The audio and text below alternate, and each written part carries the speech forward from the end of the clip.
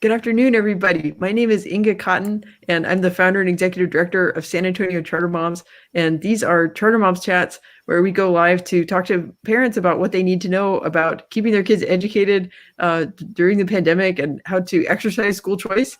And lately, we've been talking to leaders at schools of choice because this is enrollment season. And so a lot of schools are taking applications right now, and we want to explain what's unique about each school so that families can learn more about them and find out what's the right fit, and then find out what steps they can take to get their kids enrolled. And today we're featuring the leader of a brand new charter school. They haven't even opened yet, but they're coming soon. So we have Dr. Soner Tarim. He's the founder of, founder and CEO of Royal Public Schools. And the last time Soner and I talked on Charter Moms Chats, it was before the TA had even approved their charter. That was back on August 31st, but then on September 11th, they did get approved for their charter. So congratulations. Thank you, Inga, for featuring our school back then and now. I appreciate that. Yeah. So Soner has a tremendous track record in education. So he was the leader at Harmony Public Schools for many years, and they have many A-rated campuses, and they're renowned for STEM education. And so what's so interesting about Royal Public Schools is that it has sort of additions and changes, and he's kind of building on the experience of leading and growing a network of STEM schools to kind of grow it more. Well, but before we get too deep into the school model at Royal Public Schools, I just want to ask you, or just say congratulations on getting the approval, and just sort of what have you been working on since September when we last spoke? Yeah, so since we spoke, obviously we were approved in September. We're grateful to state board members who supported us all the way. And since then, of course, getting a charter approval is a long process. But then once you get approved, the second biggest hurdle in charter schools is to find the right facility to serve your students. So, like many, we are dealing with trying to find the right place in the south side. And that's what I've been doing, actually, really spending most of my time trying to, finalize the facility issues. We have not identified, we identified several sites, but we're going to finalize, hoping it, by the end of this month. Yeah. One thing I've learned is that, you can't say anything about it until it's real, because it's something about, I knew this from the parent perspective. I remember when I was waiting for, I had my heart set on a particular school, and they got their charter in 2012. The campus didn't open until 2014, and I was bugging everybody I knew. I'm like, tell me where the campus is going to be, tell me what's going on. And but they can't tell parents until it's a done deal, because then parents start to rely on that information, right? Figure out oh, well, it's on my way to work, or grandma could drop them off, or oh, there's a karate studio nearby, or whatever. There's all these little details that that families think about, but you can't count on those things until the paperwork is done. That's exactly, Inga. Until we sign the contract, it's not done. But once you sign the contract or lease or purchase, that's your facility, that's your place. That's why, we are hesitant at this time to tell, you and the parents who are interested in that this is going to be the place. But we know, I can tell you that, I'll maybe talk about this later. We can tell you the zip codes that we're going to be in. Definitely we're going to be in the south side of I-10 and near Harlandale, area. And again, we'll talk about those zip codes that people will be comfortable to apply. So yeah, we're almost there. Well, I know. I'm sure it's very hard work, finding the right site and doing all the paperwork and negotiating everything. And but I'll be very excited to be able to share the news once it's official, and I can update the blog post. And I should mention, in the description of the video, there's a link to a blog post, like an enrollment guide blog post with information about Royal Public Schools. And I'll keep updating that post kind of over the, between now and, when the school opens, like sort of as, as the details get worked out. But yeah, getting the location pinned down it's a really key step, and it's really hard. Yes, ma'am. Yeah. Okay. Well, I know that facilities that's the challenge you're working on right now, but I know you've spent a lot of time developing what the model of the school is. And I know that part is very well thought out. So I was wondering if, this might be the first time that some folks are encountering, Royal Public Schools, and they want to know, like, what's different about it. What is the school model? And so you call it Streams 360, because it's more than just STEM. So I was wondering if you could, talk more about the Streams 360 model and what education at Royal Public Schools will be like. Yeah. So as you mentioned, I'm the founder of Harmony Public Schools, and I started my first charter school in Houston 20 years ago. When we start, educating our children, we start STEM education. At the time, no one really knew anything about STEM education, so we were kind of pioneer in STEM field in charter schools. And after almost 18 years, now I'm starting a brand new organization called Royal Public Schools in San Antonio. And this time, what I learned my past 20 years of experience is that STEM alone is not enough. We have to definitely support our students socially and emotionally. And especially now during the pandemic, a lot of our children, including our teachers, need social and emotional support.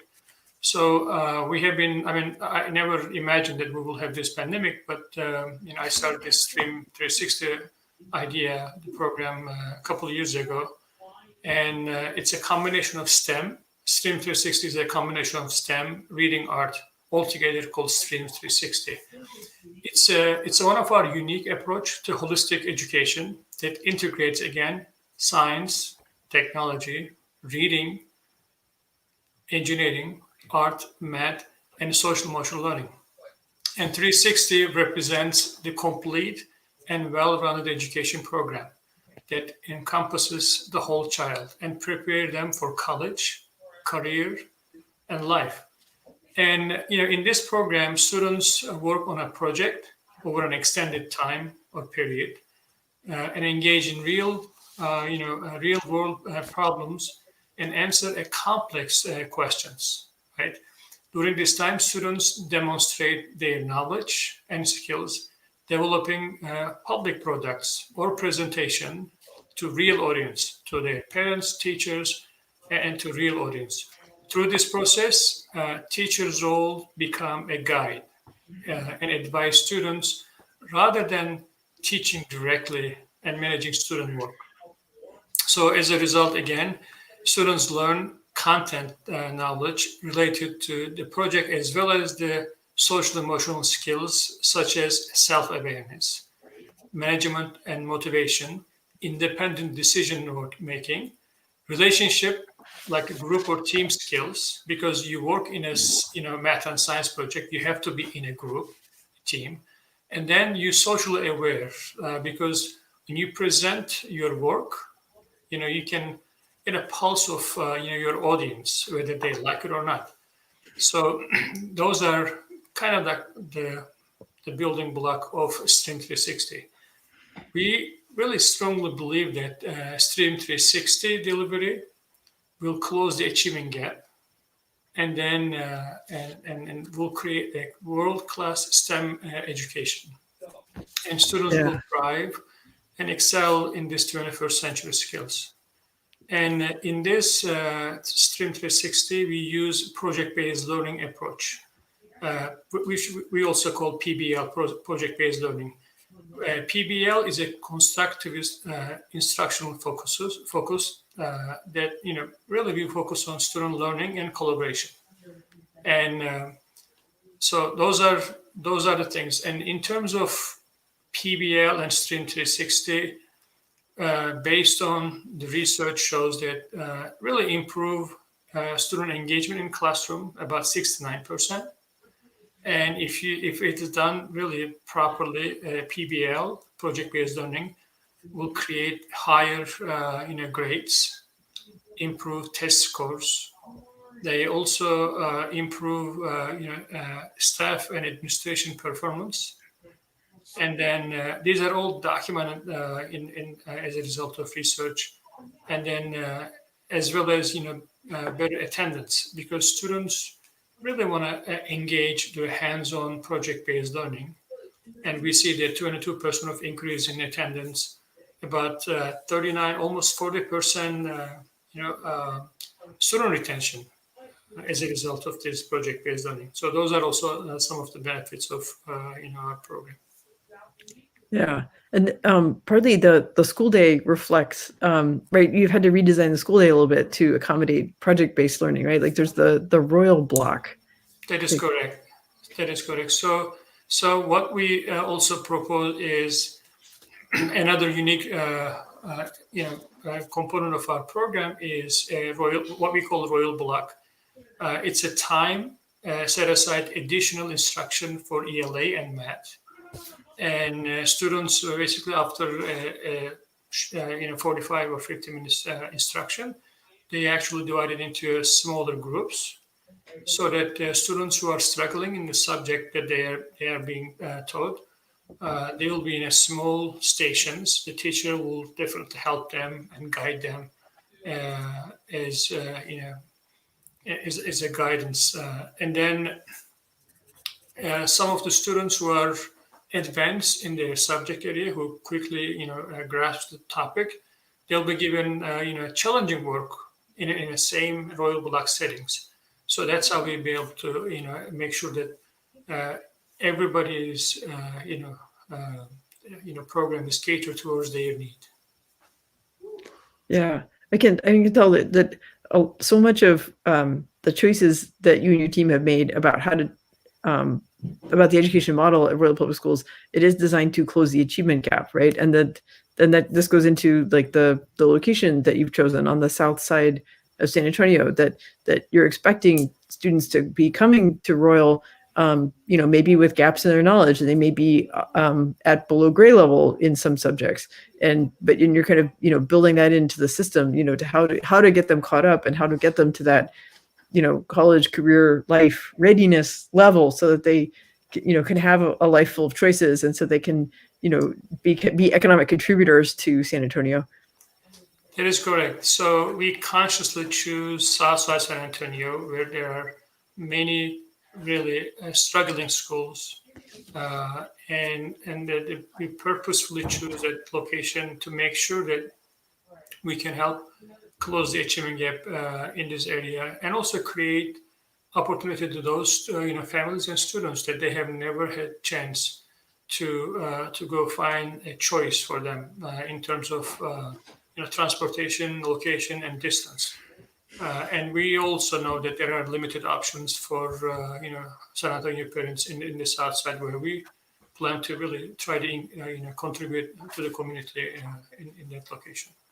Yeah, and you have on your team, like on the board of Royal Public Schools, and also on the advisory board, there are folks who have deep roots on the South Side. So, and actually, one of them, Dr. Saavedra, he was a guest on the last time we talked. So there's a link to that in the blog post if anyone wants to hear Dr. Saavedra. But I was wondering if you could talk about the like people that you have tapped their knowledge about the South Side of San Antonio, so that that what you're providing is what the community needs on the South Side.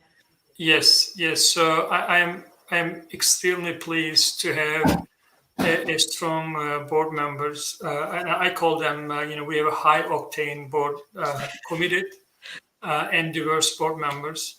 So we have in our board, strong ties to community that where we want to serve. We have businessmen, higher education members, bankers, K-12 educators, and community activists from the South Side. And then you mentioned Dr. Abe Saavedra. Everybody knows him. He's currently teaching at Texas A&M, but many people know him during his time at the San Antonio ISD as a superintendent. But he also served as superintendent of Corpus Christi ISD, as well as Houston ISD, where he became well known nationally because of his unique and innovative work. So I'm extremely happy that he is not only my mentor, but also he is Royal Board member. In addition to Dr. Saavedra, our board chair, Benjamin Warren, is a businessman, really understands the community need. He has been helping so many other charter schools and other public schools as a philanthropist to fund their efforts to make sure that they receive the fund that they need. And I have Dr. Pascal. He is one of the person who started Art Institute of San Antonio. He was a former dean. Another person is Karina Cortez. She's one of our board members. She's a project manager at La Familia Cortez Restaurants. I'm sure you know, and many people know if I say she is related to Mi Tierra Cafe in San Antonio. Well, one of the best restaurants that I've ever been, and enjoy their food. Yeah, so that's I think when people like if anybody saw a picture of like what the ceiling looks like at Mitia, where it has like the giant like piñatas and they're all sparkly, and yeah, Yes. I think it's one of those things that's iconic San Antonio, and the fact that they're open 24 hours. I have friends who have a tradition of always going there on Christmas Day. Yeah, they're open. It is iconic. Yes, it is iconic actually for many people from outside. They go eat there. Yes. Yeah, so but she's an excellent cook and an excellent businesswoman too. Yes, she is. Definitely she is. And in addition to those members, we have also advisory board members who are helping us, guiding us, through this process to connect to the community. One, I would say, Dr. Bruce Leslie, former chancellor of Alamo colleges, and then he was also chancellor of Houston Community Colleges. So he brings wealth of knowledge about higher education, because ultimately we want to make sure that Royal Public School students end up in colleges, and they end up in get higher education degrees. In addition to Dr. Bruce Leslie, we have Becky Cervantes. She was a former executive director of Early Head Start program in Harlandale, established by Avance. We have a banker, Rita Abenante, as an advisor. One other person that I admire is Rose Perez. She was, former teacher at San Antonio ISD and formed the most important science fair organization in San Antonio, Alamo Science Fair. They've been conducting, helping, middle high school students over the course of maybe 30, 40 years, make sure that kids are, interested in science. Another person, Susan Hauser, she is, co-founder of an organization called AIMS. They, specialize in special education and helping many districts and charter schools to make sure that they provide, proper special education services. So those are a lot of good experience and connection to the community.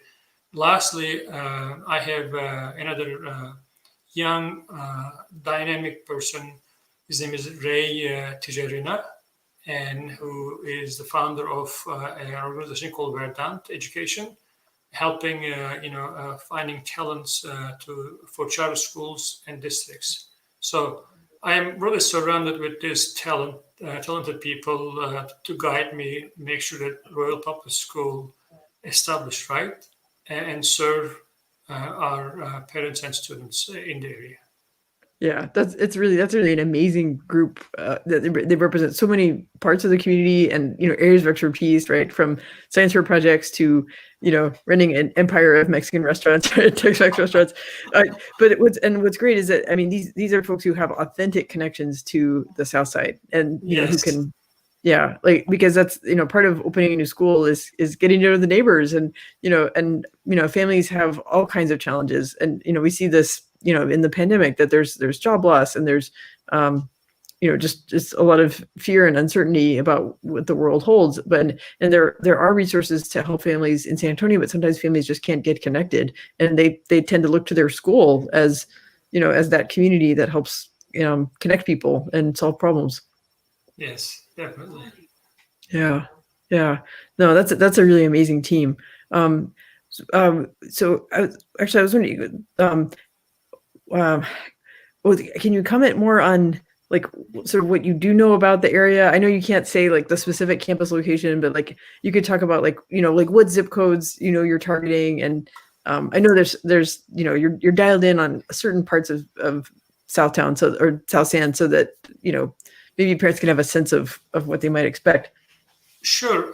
So what we really focused on in terms of the location, if you visualize this, San Antonio, we are targeting the south side of I-10 between 37 on the east side and then 35 on the west side, and the bottom, the south side will be 410. So it's kind of like triangle area that we focus to form our, start our first location. So parents who live in the zip codes, like I can actually tell you the zip codes, 78 214, 78 221, 78 210, and 78 224, and 223 are the kind of like target area zip codes that it will be easy for parents to really access to our locations. Then, I mean, if some of the parents may, choose depending on how far they want to go, is we have also, I'm thinking that it will be easy to 78225, 7811, and 78204 are not far from where we are going to be located. So again, this is close to downtown, not too far, but it's somewhere in the south side of I-10. Mm-hmm, mm-hmm. It's funny. So this is sort of a tangent, but during the pandemic, my kids and I were not so much going to indoor activities, but we're doing a lot of outdoor activities. And one thing we've made a point is to explore parts of the Greenway Trails system in San Antonio that we had never been to before. And part of our explorations has taken us to the south side, and so we've sort of been exploring the city by creek. But there are some really wonderful trailways in that part of San Antonio. So like the Medina River goes through that part of town and connects up with the San Antonio River, the Mission Reach, and then also the like Toledo Creek Greenway on the southern end of what's developed is also down there too. So so that's my advice if families are curious about what's available in that part of town. There are some beautiful big parks. Actually, I think Pearsall Park is just a little bit outside this area maybe, but that's one of the best playgrounds in town, in my opinion. Yes, So. I definitely suggest people who like to walk along the San Antonio River all the way down to 410, and it's a beautiful place, beautiful trail, and it's not far where we actually trying to establish our school, so it's going to be close. Yeah. No, that's a really essential part of San Antonio, but I think sometimes families might overlook it, because if they're being pulled to, I mean, there's so much downtown and there's so much at, like the amusement parks and, some of the newer built things, but there really are wonderful things on the south side and, like great restaurants and, beautiful parks and trails. And Yes. I hope that, like as, I'm hoping that the future holds more development for the south side and that there's more economic opportunity for families who live there. I think you have a four-legged helper today. Yes, my dog is out there. I think, just hold on a second. Let me. Yeah, no. Okay. I'm kind of hoping the dog will make a cameo. So, okay, well, let's see. Oh, this is my excuse to put up some banners. Let's see. Oh, here we go. Okay. All right. Was it a squirrel or a mailman? I apologize. Yeah. No, The usual mailman show up or the delivery guy show up. He gets really upset. He's very protective of the place. Yeah. I know. Sometimes I get grocery deliveries when I'm doing a video. It's like, wait, but That's life. That's working from home. Yep. Yeah. Okay. Well, wonderful. Well, that's really helpful to give a picture of, like those, the boundaries, roughly, right, and what zip codes, and so I think, yeah. So even though you can't announce the location yet, I think as long as families are aware of that area, they can be pretty confident that the campus will be at a convenient location for them to, get their kids to and pick up from. Yeah, and again, it's not far from also downtown. It's about maybe 10 minutes or less than 10 minutes drive. But I would encourage parents who are interested in at least in our program to send us an email or visit our website just to drop their name and phone numbers. If once we have identified the exact address location, we'll definitely reach out to them and tell them this is where we are. I think that's the best way to. Don't wait. Just go to our website, royaltx.org, and submit information. It will take a few minutes to complete. So we'll be in touch with you as soon as we find out our locations. Yeah, yeah. Well, actually, that's a good segue. I always like to, to make sure families know, like, what are the best ways that they can learn more. And it's a little difficult if you don't have. I mean, this even if you could announce the campus location, if it's a construction site, right? You can't necessarily have families come visit yet. But you mentioned that. So on the website, is there a form that folks can fill out? I know there's the application. Yeah, there's a simple form, actually, the application form that very simple right now. Again, they can go to royaltx.org to our website. Just click apply, and we don't collect very few information about applicants, or if they're not comfortable providing all the names, then they can just email us info@royaltx.org. And then we'll provide as soon as we find out the location. Again, the email address is info@royaltx.org, or they can call our main line, and that's 210-947-0655. And these numbers are also on our website. Yeah, I'm not going to try to type the phone number that fast, but yeah, but it's in the blog post and it's on the website, so that way, yes, yeah, folks can learn more. Then they'll be, if they're on the list, they'll be among the first to know. Yes, definitely. The school addresses, yeah. So I guess, yeah, you can't do school tours yet. I guess there might be I know you're busy getting the campus set up, but there might be info sessions or kind of like virtual meetings down the road. Yes, definitely. I mean, the one benefit that the place that we are negotiating, it's already an educational facility, and it doesn't require very minimal construction, very minimal. So once we figure out, it'll be easy for parents maybe within a month or so to come visit us in person if they choose to. But we're going to, of course, create Zoom, open house meetings through Zoom that they can participate, listen, and meet some of our administrators and teachers via online. And in near future, once this vaccine is working and distributed in San Antonio, I think people will be more comfortable to come visit our school in person. Yeah. I look forward to coming to visit, but yes, I'm going to get my vaccine first. Yeah. Well, I really enjoy watching this process of schools go from an idea to a thick application packet, and then it winds its way through the TEA, right? And then the State Board of Education members get to have their say, right? And so shout out to Marisa Perez Diaz, because she's the District 5 representative, right? And this would be in her district for the State Board of Education. So, and she has shown leadership in supporting schools of choice that are relevant to the community in her district. Absolutely. I am extremely thankful to Ms. Perez for supporting our charter school, not our charter school and choice movement in Texas, She was very instrumental, making sure that Royal Public School is come to fruition. She did also came visit us at the open meeting when we had our public session at the Mission Library, and listen our presentation, and she found out who we are, what we want to do, who where we want to serve.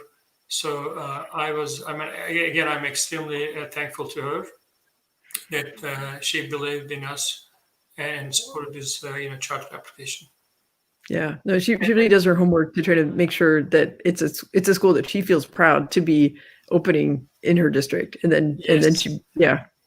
So, and also my pledge was to her, I will never let you down, and the parents down, right? To make sure that we serve in the best way to make sure that our children reach their goal. My history past 20 years, I have done it, and I'm committed to continue to do the same thing in San Antonio. Yeah, yeah. Well, it's a great opportunity. So, okay, so I want to be sure and close out with specific information that parents can use. So, just to recap, we're talking about Royal Public Schools, which got approved in September to open next August, and the grade levels that it'll serve initially is kindergarten, first grade, and second grade, right? Yes, kindergarten, Okay. first and second grade. It's going to be our first year, but this is going to be a K-12 full-fledged, charter school.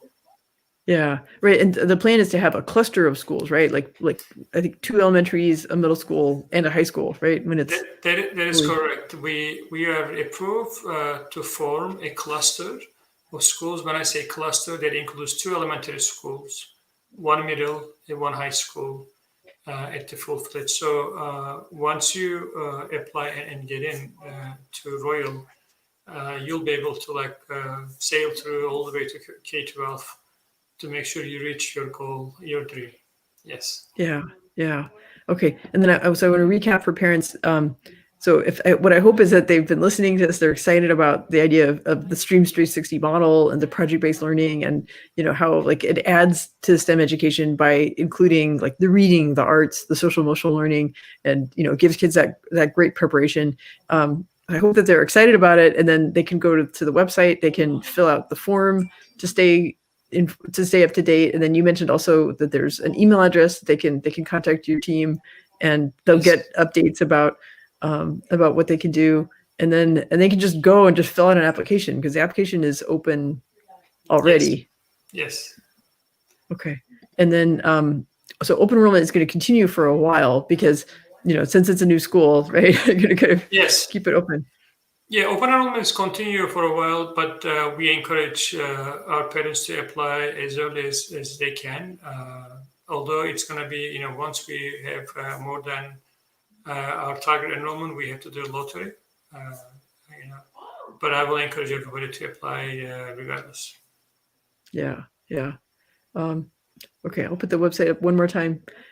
Is there any sort of closing thoughts or kind of words of encouragement that you have for families? Because it's been kind of 2020 has been a difficult year for some folks. It wasn't really what we expected. I feel like my family's done all right, but it's still there were some things that I had to some goals we didn't get to meet this year. So yeah, it's unfortunate. I mean, again. When I started Stream 360 program, I never imagined that we would actually face a pandemic and children won't be able to attend school. Nobody thought about this. And that's why moving forward, I think our program that we're offering, it's going to be really critical in the lives of our children as we move forward. Royal Public School will really fill the gap in this public education, that STEM and social emotional learning combined will literally make sure that our children grow healthy and be aware with the full potentials. So, and as an organization, we really strongly believe that all children can reach their full potential, right? When they really face high expectation. And so that's one of the pillars of our program is high expectation. We want to make sure that they are supported fully. And lastly, I also want to really thank Breckenridge Foundation of San Antonio that always supported this idea, this program. So we're also thankful for their great support. Yeah, I'm really thankful for them too, because they've done so much to facilitate great schools opening in San Antonio. Yes. And I know based on your track record of what you've done in Houston and many other cities, I'm sure there are lots of places that where your model could do a lot of good. But I'm really proud that it's San Antonio where Royal Public Schools is going to get its start. Yes, definitely. I think yes. Yeah, and Breckenridge Foundation is essential for that. Yeah. Yes. Yeah. Well, I think that's a really good note to end on because, I also think that high expectations are really important, and that, even though it's been a tough year, that I feel like the light at the end of the tunnel is the idea of, being able to bring kids back into schools and, being able to, take some of the pressure off of teachers, right? It's like, it's okay. You're only teaching one classroom at a time now, right? That we'll be able to achieve, simplicity and focus on the basics and what's really important, and that be able to like give kids the support they need academically and with the social emotional learning so that they can really get a great education. And I'm really optimistic that Royal Public Schools is going to be able to do that. Yes, definitely. I mean, I think in the history, every difficulty, a challenge bring a lot of opportunities for many of us. Maybe during the transition time, a lot of kids, especially low-income, kids who struggle, who have limited resources. But now we know that the challenges, we know that what resource shortages are there. I think we can position ourselves to make sure that those children have access to equity, and that's what we need to focus on. Yeah. Well, that's wonderful. Okay, so just one last reminder, royaltx.org, and the application is live. And as soon as you have the location pinned down and can announce it, we'll be sharing it in the blog post, on our social media, in the Charter Moms discussion group. And I'm really looking forward to that. Thank you, Inga. Thank you for having us. Okay, thank you, Soner. All right, take care.